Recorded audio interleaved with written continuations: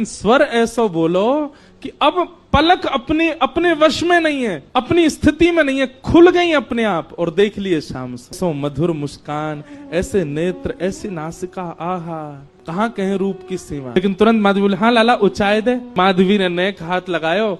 अब ठाकुर जी मटकी उचान लगे तो उचाते ही कहा भयो, अब नेक से ठाकुर जी, माधवी तो खूब बड़ी, ठाकुर जी को हाथ जहां तक जाएगा वहीं तक तो उचाएंगे।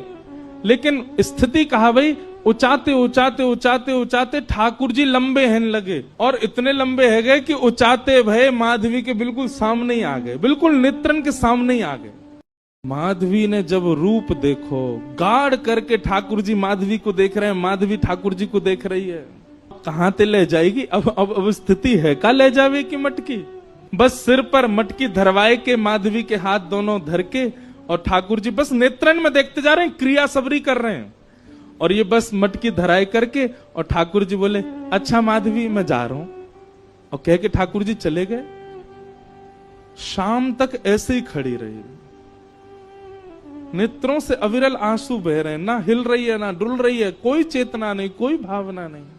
शाम को गोपी जब जल भरवी के काजी आई तो देखी मूर्तिमंत है करके माधवी खड़ी है।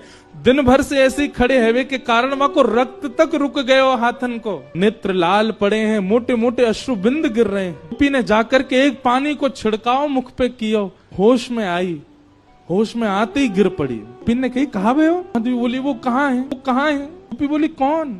मेरी मटकी ऊंचाई के गयो, ऐसे कमल जैसे नेत्र, ऐसी मधुर मुस्कान, पता नहीं क्यों उसके प्रति इतना आकर्षण हुआ।